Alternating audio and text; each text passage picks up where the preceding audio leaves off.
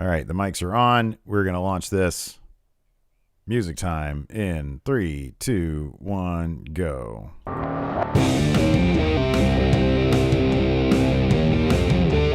Hey, friendo, Steve here. And Larson. Welcome back to Ask Steve and Larson. Let's go.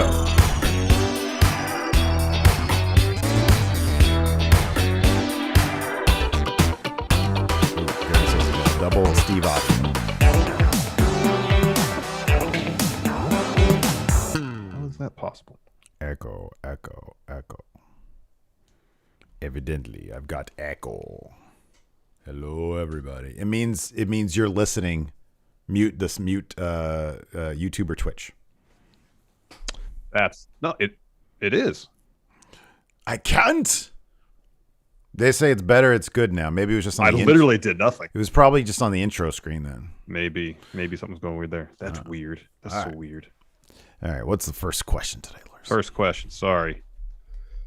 I'm all discombobulated. DJ Chicken says, Loki, what are your thoughts, and does the Wednesday release feel weird? Is it having it debut on Wednesday?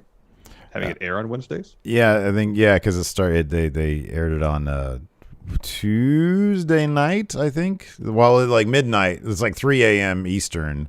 Yeah. Midnight Pacific. What was your take on it? I loved it. What'd you think?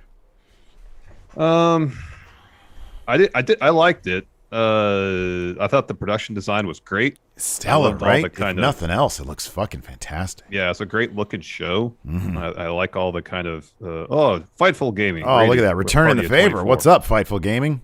Hello, Fightful Gaming. Thank you so much. Y'all stumbled into our talk about Loki. Nocturno with the sub here, 2-month streak. Thank you so much. Yeah, that kind of retro futurism. It's kind of a mix between like a Fallout aesthetic, Terry Gilliam type futurism. Yeah. It's really cool. Great looking. Yeah, it's got a good vibe. I like all the architecture was really cool. Mm-hmm. I don't know if the TVA, the time variance authority. Yeah. Is that something from the comic books? Probably. I can look that up. That came out of like left field for me. So they kind of throw you into the deep end, and you just have to catch up. Yeah. So yes, it is. All right. So I was like, is this, because I haven't seen all the Marvel movies, so I spent a good amount of time like, is this something I need to know? Oh yeah. Is this something that I should have known about beforehand, but it's not. Yeah. It was good. Yeah. I'm interested to see where it goes. Like a fun time caper. It is. It's funny. It's interesting you mentioned that. It definitely is. And I sort of expected this to a degree. You sort of take for granted that if people are watching this, they're going to be like neck deep in Marvel lore, in MCU lore. And that's not always going to be the case. There's going to be people who are like, yeah, I watched Infinity War and, what's the other one called? Endgame. That's right. It's like there's going to be people out there who didn't watch everything every step of the way. Yeah. And ideally, I think for something like this, it's good to reward people who are in neck deep or in over their heads, but you don't want to alienate. And I wonder if at the big picture level, if Kevin Feige and his people, I think that's how you pronounce his name, sort of look at each series. Because, like, okay, for example, Falcon and the Winter Soldier. I don't know. Did you ever finish that? Yeah, we watched those. Okay. You don't really need to know much more than the basics for that. There are Easter eggs in there. All I knew was the basics. Yeah. And I wonder if they sort of pick and choose and say, hey, some of these are simply by nature of where they're going with this phase, which one part of this phase is going to be heavy on the multiverse stuff. It's just going to be heavy. And this is going to be one that rewards. This is going to have tons of Easter eggs. People are going to be like, wait, Infinity Stones. Why is it funny that they're being used as paperweights? What's going on here? Which I thought was fucking hilarious. That dude who didn't know what a fish was. I was like, damn, I love how they can use that gag as something to describe how otherworldly the TVA is, how outside the realm of our existence, just by virtue of a guy who doesn't know what a fish is. I loved every second of it. I'm going to watch it again when Summer's in Hawaii right now. And so when she gets back, she's getting back tonight. If she's not too tired, I want to pop it on again, and watch it with her. But I thought that the emotional journey of Loki in this was fucking, it's like, it was great. I thought it was really, really good. And Owen Wilson was really, really good. Yeah, it's good to see Owen Wilson in something. And then by the end, you get sort of you get back to like, okay, here's the super objective. Find yourself. Time caper. Yeah. Time Which, caper. growing up watching Time Bandits, I love myself a time caper. So. Yeah. So yeah, I thought this was, and then Lacey's like, she's like, dude, is this gonna bring him back for good in the universe? And I'm like, I don't know. He should be in Love and Thunder. You would think he is. I haven't looked at the IMDb page for that. Yeah, I don't know. I was like, this should be a way to reintroduce him, but it also could just be sort of a love letter sign off to Loki in a proper way, and maybe he will end up dying by the end of this. I don't know. Who knows? One thing about Falcon and the Winter Soldier too, I think, is that since it's kind of it's obviously a story they're using to transition the Captain America character. Sorry, I'm trying to spoil if people haven't seen it. To a different, or the Captain America persona to a different character. Yeah. And maybe since it's maybe more intended in that respect for a general audience, and therefore they kind of keep it light on the details of Marvel lore and just focus on the main plot. I don't know. Yeah. No, that could be. I mean, that's a pretty major story beat in the overall Marvel lore. And if you get too bogged down in Easter eggs and minutia about the overall universe, people might, this might be easy to lose focus of what the overall point of this thing is supposed to be. I was so hyped when they brought Julia Louis-Dreyfus into the Marvel universe. That was pretty great. I was so fucking happy about that. After watching Veep so much, I expect her to be cursing so much, because like in Veep, every other word is a curse word. Start doing the Elaine dance. Yeah, exactly. It's like, well, you're fucking U.S. agent now, okay? U.S. agent was my favorite character in that shit. He was hilarious. What a mess. What a mess of a human being. Mess. Anyways. All right, we got a question here from J Mall. What stand-up comedians would you actually go and pay to see Dave Chappelle? Number one. Yeah, Chappelle is easily on that list. I'd see Chappelle. I'd pay to go see Chappelle. After watching Seinfeld's last stand-up, I'd probably still pay money for him because he's Seinfeld. But I didn't really think his last special was all that funny. Like when a guy's worth over $500 million, I wonder sometimes if you kind of lose, hunger, perspective. Like, what does this guy know about being normal? Yeah. I never even watched his last stand-up thing. I really don't have my ear to the ground as much as I should about stand-up comedy. I keep hearing about that Bo Burnham special on Netflix. I gotta check that. Everybody's been talking about that. I gotta check that out. Gareth has a question. Would you rather have a super fancy houseboat or a top-of-the-line RV? This is easy. Give me the RV. I want to live in the water. No. No. I'd go with the houseboat. The idea of does the RV come with like a driver? I don't really feel like driving something that big. Seems like kind of an anxiety attack for me. It would be, but I think that is something with repetition you'd get used to. Maybe, but I don't know. Seems like I'd get stuck somewhere. I'd go under a bridge that's obviously too low. So I'm gonna go with the houseboat. I think that'd be fun. Go out there, Robert Downey Jr. in Zodiac. Exactly. Drunk on your houseboat. Exactly. Smoking inside. Yeah, it'd be great. Next question from Lou says, I don't like fish, so the RV for me. The fish don't have to live inside your boat, though, inside your houseboat. Like, they're on the outside. Yeah, I know, but depending where the houseboat is, it could smell of fish. We'll just keep it docked and order pizza. Jaime Fonseca, with y'all going to Vegas soon, what's the one superpower you wish you could have only within the bounds of Vegas? What happens in Vegas stays in Vegas. I mean, if it's just generally speaking, some sort of telekinesis, knowing what card's going to be, happen next, what number is going to be. That's not telekinesis, but you know what I mean. What number is going to come up on the roulette table. Be able to, was it precognition? Is that what they call it? Yeah, clairvoyance. That's what I'd want. Yeah, clairvoyance. That's what I would want. Then I can make the money in Vegas. Yeah. Well, yeah, or I guess like you could probably figure that stuff out if you had some sort of X-ray vision, like not actual X-ray vision because then everybody looked like X-rays, like X-ray scans, but like if you could see through matter and stuff, or you know what I would add? What is a superpower if you're in Vegas? The ability to phase. Really calling me out on that. Oh, what did he say? Cheater. Call me a cheater and a geez. snake. He's just going off on you. I'll time him out here. What I would suggest is, phasing ability. You know, just the ability to phase through stuff. Because then I'll go down to the big, safe. I'd put on the ski mask and I just walk through bullets and people trying to grab at me and stuff. And I just go into the safe and then I'd be like, oh, yeah, I guess you just grab a bunch of money and then you just stroll out and they're all put it in a duffel bag. Hopefully that phases too.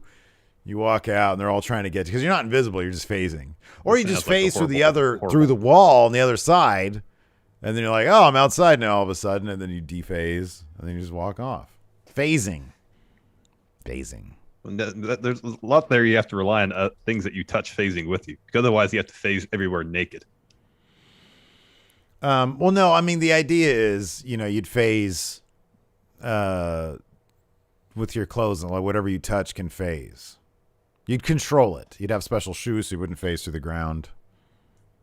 Like in the superhero land, like in comic books, like they just control it so it doesn't make any sense. But they can control. Yeah, exactly. Steve's in the wall. I'd be in the wall. You'd be in the wall. You get stuck there. Patrick Sparks. B-Man, it's his birthday. So it's turned 25 Happy today. Birthday to Rick Sparks. I turned 45 and divorced today. Hey, friendos. You turned 45 and divorced? How does that work? Pat's question is, what are some of your favorite birthday memories, yours or with families? What were your favorite gifts you've gotten over the years? Oh, man, it's my favorite birthday gift. I know one of my favorite birthday memories. My wife's like, "Hey, let's go to San Francisco." Mm-hmm. Her grandfather used to have a boat, so we'll go across the bay from where it's docked to San Francisco, spend the night in the boat, and just kind of hang out. Hey, let's go to a Giants game too, because I've never been to. I think it's called AT&T Park. The first part of that seemed like it was going to turn into a Dateline episode. Let's go out on the boat. No passengers overboard. And then we get to the game. We're sitting there, and then like 6 of my friends show up. And I was completely taken by surprise. That's cool. And that was great. Went and had dinner afterwards. It was nice. 6 friends? Holy shit! I know. It's a lot. It is a lot. Who all was there? Which friends? Hilton, Ryan, Roland. I think Josh was there. Maybe he met us later. He was living in the city. Where was I? I didn't go to this. Not there. Was I even invited? I would imagine. I don't think I was invited. That does not sound familiar. Oh, well. Damn, that's messed up. It is messed up you didn't show up to my surprise birthday Didn't ever get the invite to that. All right, what is your favorite memory? Well, next, I see you changing the topic. My favorite birthday memory? Dude, my memory is shit right now. Honestly, you didn't remember getting invited to my birthday. I remember that. I remember not getting invited to your birthday. Well, don't blame. I don't know who you're getting angry at me about it. I was a surprise. I didn't know who was going to be there. I'm not allowed to get mad at your wife. That'd be rude. Damn right. I got to get mad at you. I think you got to work past this, man. This was several years ago. I think it was for my 30th birthday too. That was 13 years ago. Was I still in Los Angeles at the time? Oh, that might explain it then. But you had already moved here. That didn't make any sense. No. It was just visiting. Oh, okay. Then I was probably still in LA. Oh boy, you got out of that one. That was about to be the end of Going In Raw. If that was the end of it, and so be it. Great. What a great finish to the show. Oh man, I honestly I don't know. I'm trying to think if I've ever been. You know what? No, this is actually a pretty good one. I can't say all the details, but when we went to Ryan's bachelor adventure in Reno, that was the day before my birthday, and it carried into my birthday. All right, yeah. And me and Roland and Casey all went on a bit of an adventure that spilled into my birthday. Enough said. Yeah. That was a good birthday memory. Yeah. Carlos Diaz says best $100 and worst $100 ever spent. Best $100. Probably a guitar behind you. Is that what you're looking at? Well, not a guitar. Are you supposed to infer? You're just sitting there Well, I staring was looking at at my something pedals behind to you. see if anything there would There's qualify. the back of Larson. Look, you got a clean back of your head. Yeah. Look at that. It's looking good Keep back it clean there. back there. You don't even have. I have the bald spot in the back. You don't really have one back there. No, mine's just right down the Yours middle. is like receding. There you go. Yeah. Best $100 I ever spent. God, why are you asking us like memory questions? These are not easy to answer. I mean, $100. I don't know. I mean, I could think of like concert tickets that cost well under $100 that were worth every cent. Like getting those Radiohead tickets where we were like right in the front. I got like a sound bar for my That was less than monitor $100. a little while ago. Well, that's good. Oh yeah, that was $100. That was like $70. Oh yeah. Uh, Most of my pedals I have are over $100. There's one. I got one. I got this fan for $50. I got a fuzz pedal, a clone that someone made off eBay for like $50. That's pretty That's cool for a cool. $50 pedal. Man, I was so mad yesterday. Huh. I bid on a lot of those blank comic book sketch covers. That didn't pan out, huh? They did the thing where at the very last second, and it had been a while since I'd like done an eBay bid. I didn't know that this was like still a thing that people still. Yeah, did of course this. it is. Someone comes in last second, swoops it. Well, it was the Yeah, guy I you was gotta- bidding against. All the bidding happens in the last second. Yeah. He swooped it. So now I know I've got 2 bids out for the blank comic lots, because this one was it was like 11 comics for like $20 or something. Yeah, you mentioned which that. I could have made like $500 off that if I sold each one for $50. Yeah, I got 2 bids out right now, and I'm gonna motherfuck those people so bad. You got to be aggressive, man. Yeah, right. Yeah. You can't assume just because the highest bid with like 30 seconds left is going to go your way, because it's not. Wait till 10 seconds and then bid up $10. This guy only bid up like 50 cents. Yeah. Oh, that's Well, that's what you saw. If you had bid, he might have had. You can place a bid $10 yeah, above, and they bid. Yeah, right. but it only shows up whatever increment is necessary to Yeah. show up as a higher bid. Yeah. You probably like placed your maximum bid, but it doesn't really show up Yeah. on eBay. Anyways, Rozzy 101, Steven Larson. Who is your favorite NHL team? Steve, do you pay attention to hockey? No, the only hockey I only listen to is like when the enforcer starts rambling about it, and then that moment I'm just like, I check out. I'm like, okay, well, it's gonna be another 5 minutes. I used to kind of follow hockey back in the 90s. I like the Red Wings because I like Steve Yzerman and Sergei Fedorov, so I'll just say the Red Wings. Cool.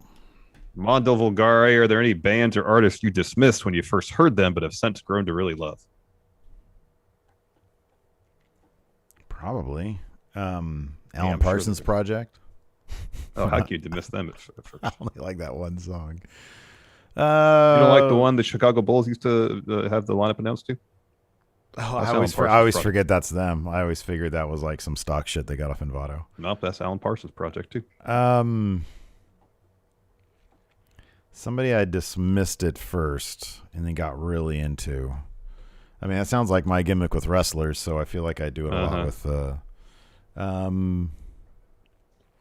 I mean, this isn't exactly answering the question, but there's a lot of stuff that my dad would listen to that as a kid I was so inundated with. I was like, oh, I'm tired of this.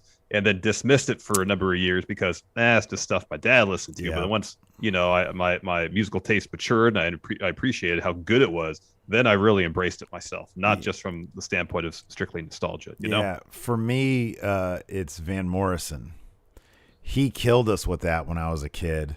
Just killed us with it. And then I grew up, I was like, oh, this is cool. Like Moondance is a hell of an album. So yeah, it'd be Van Morrison for me. Well, I mean, if I ever get into Van Morrison, then he'll be my answer to this question. So I just dismiss Van Morrison. Oh, okay. So maybe I'll grow to appreciate him at some point. Well, there you go. There you go. Interesting question. Luis Ariza, another music question. What musician's voice sounds the most different from their speaking voice? How about this question? Why does Steven Tyler on that one super old song of theirs sound like a fucking completely different person than he does later on? He like when what was that, Dream On or whatever that song is? He sounds like a I to this day I listen to him like I kind of hear it, and it's probably just drugs and cigarettes. But my God, like it is fucking completely different. It's pretty different, yeah. That's speaking voice to singing voice. I'm trying to think. Like Tom York has a pretty deep speaking voice, relatively. Yeah, but some of his songs he sings deep on. Yeah, too. That's true. Like Eddie Vedder talks like he sings. Yeah, he does. Yeah.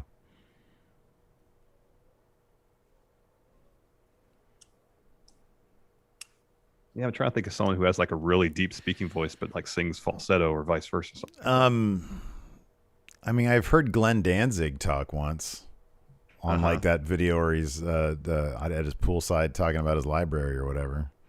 And like, it doesn't really sound a whole lot like how he sings. Oh, really? No, not really. He just talks like a normal dude. And then he talks and he sings like this. Mother, do you want to find out with me? All right. Matthew Corrente, let's get this last music question in here. It says, do you have any feelings on the female rock movement in the 90s? If so, who are some of your favorites? I'm still a huge fan of The Breeders' Last Splash. I think it's one of the best albums of the entire 1990s. Incredible record. Kim Deal's work, even before that with the Pixies, solo work with the Breeders. Huge fan of hers. I think she's great. Is Elastica considered in this group of female rockers in the 90s? Because I like some of their shit. Yeah. You should check out Breeders' Last Splash. Really good record. I know I do, man. I've heard that before. You've heard it before? Yeah, I have it on my iPhone. Oh, it's great. Quite a bit. Yeah, it's a good record. I'm just trying to do something. What are a couple of films that you guys are looking forward to? I'm just trying to do something. Says mine are The Green Knight and Dune. Yeah, What's The Green Knight? Dune seems cool. I don't know what The Green Knight is. What movies are coming up? Like I'm gonna stay away from like Marvel movies because that's like obvious. This is a King Arthur thing. Movies coming. Oh, it is based on the Arthurian legend. Let's see here. No, I don't care about that. Care about that. More movies. I had not heard about that movie. These movies already came out. I want to know like what's coming up.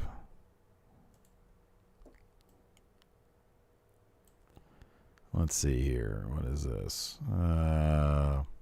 Fast and Furious 9. Because they go to space. They really go to space on that one? Yeah, I remember that. I think it was like in a trailer or something. I'm trying to see if any of these like sound like anything I've heard of. I'm so out of it in terms of what movies are coming out. Yeah, same. I used to study that stuff religiously, and now I don't even pay attention to it anymore. Let's see here. March 20. Yeah, Dune's interesting. I like the idea of Dune. Space Jam. Oh yeah, that could be fun. Like I'll watch that because Bama is gonna want to watch it, but it could be fun. Let's see here. While you look into it some more, Metal Nerve says if you each had the opportunity to design a new Star Wars the Suicide Squad, yeah. Oh yeah, movie, TV show, game, park attraction, whatever. What would you make? So if you get to do your own Star Wars thing, what would it be? This is kind of cool. The Beatles, they're putting out a Peter Jackson documentary. Yeah, so they're taking like tons of footage that wasn't used for Let It Be, and he's just creating a new documentary out of it. Yeah. Anyways, what's the question? If you could use if you got an opportunity to make your own Star Wars property, it could be anything. What would it be?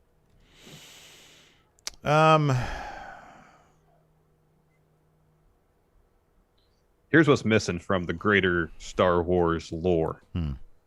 He's a bit player in one movie. I want to know more about him. Don't say Bib Fortuna. Bib Fortuna limited series on Disney Plus. No, nobody wants that. Nobody wants that. You dismiss Van Morrison. I dismiss Bib Fortuna. That's fine. I don't take offense to that.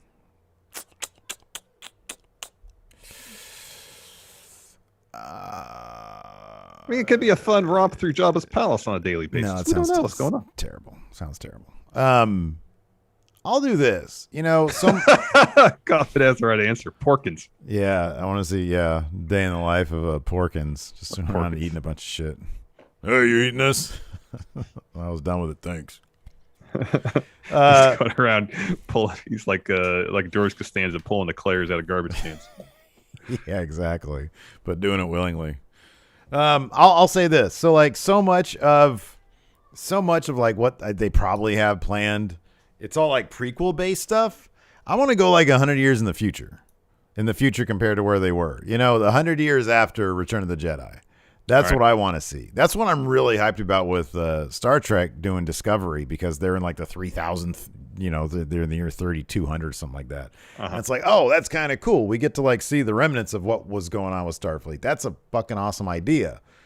And I kind of feel like if, the core trilogy is like a big flashpoint for the lore of,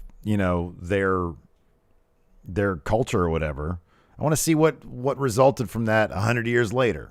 That's what I want to see. So there, or 1,000 years later. All right, fair. What's the worst idea you can come up with for Star Wars? I mean, the way you reacted, like the Bib Fortuna series. There is a worse one. It's Jar Jar. Oh yeah, that'd be the worst. Yeah, like nobody would want to see that shit. It'd be terrible. Try to do a worse one.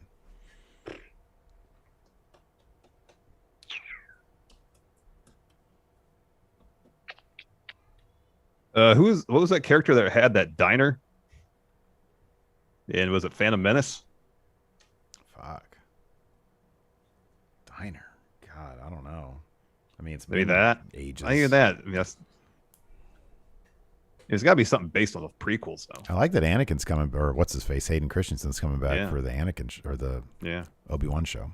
Yeah, that's cool. That's promising. That's pretty cool. Promising. Marvin McGee Jr. Who would win in a bake-off?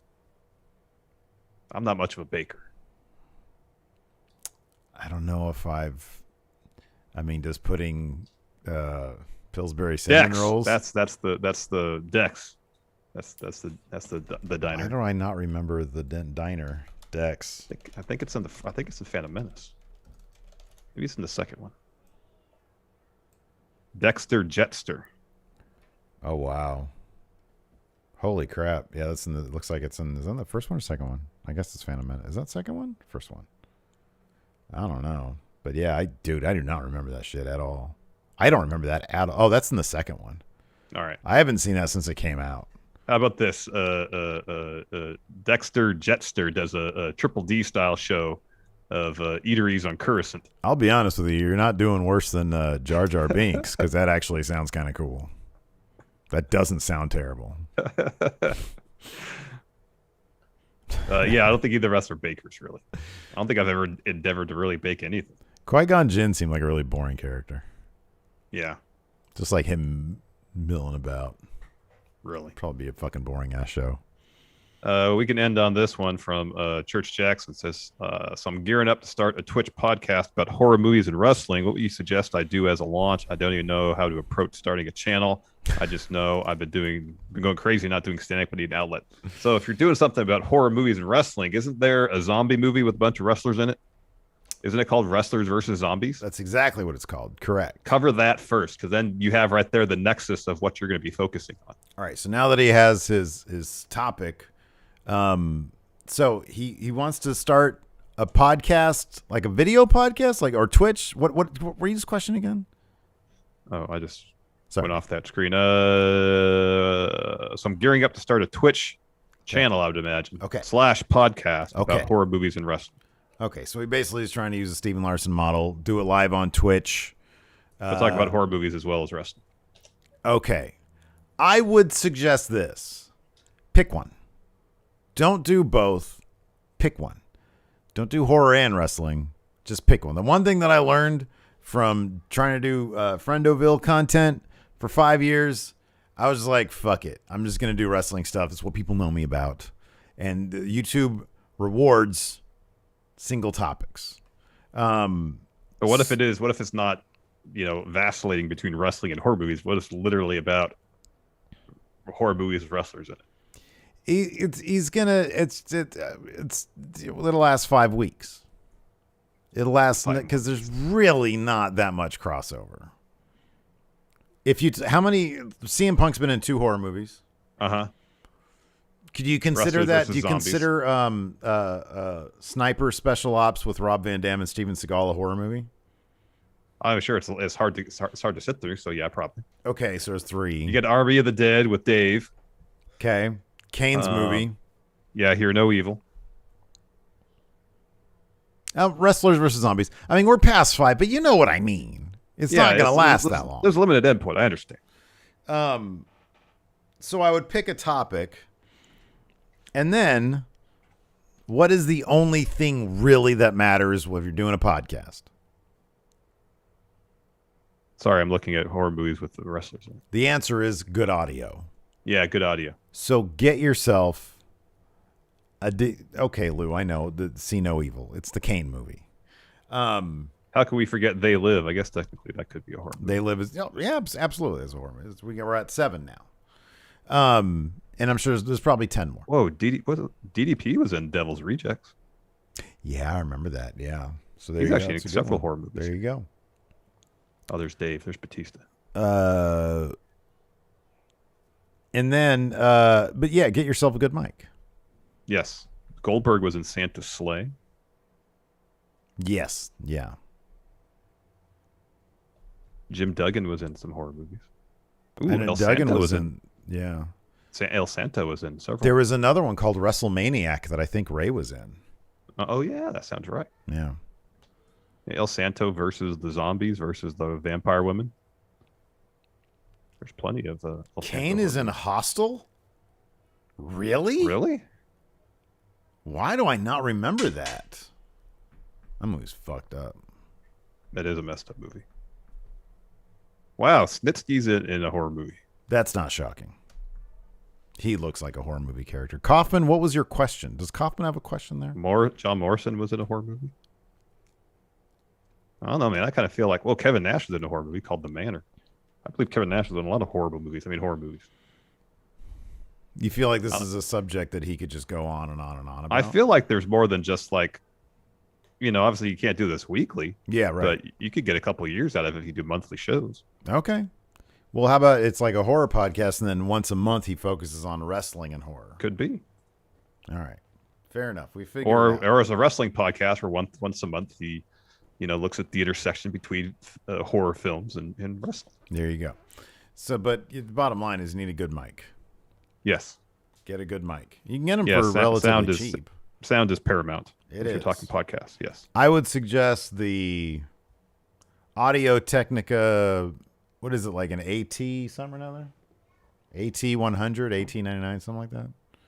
Because it's like $100. It's cheap. Mm-hmm. I think they have USB versions of it. So you can just plug it right into your computer and you're good to go. So do that. And then keep a normal schedule, like a weekly schedule is probably what you'd want to do. Mm-hmm. If you're smart, you'd put it, you'd film it on Twitch, and then you can literally just download it or upload it or whatever they consider it to YouTube directly if you want to start your YouTube channel. I'd suggest going to audioboom.com. They've got like $10 a month. You can get a podcast server and port it everywhere. Mm-hmm. And then there you go. And then done. And then look, if you want more like technical advice, there's a ton of tutorials. Ton of them. Just Google whatever question you have. Google, put that question in a YouTube search, and boom. And you'll get listicles. You get all your options. Yeah. Listicles.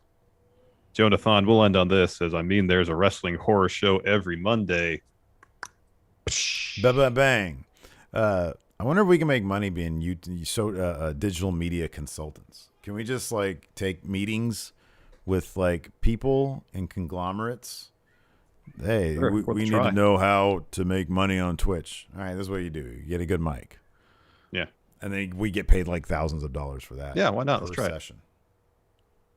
Anyway, it's time for that. Anyways, thanks everybody for tuning in. Appreciate it. Till next time, we'll talk to you later. Goodbye.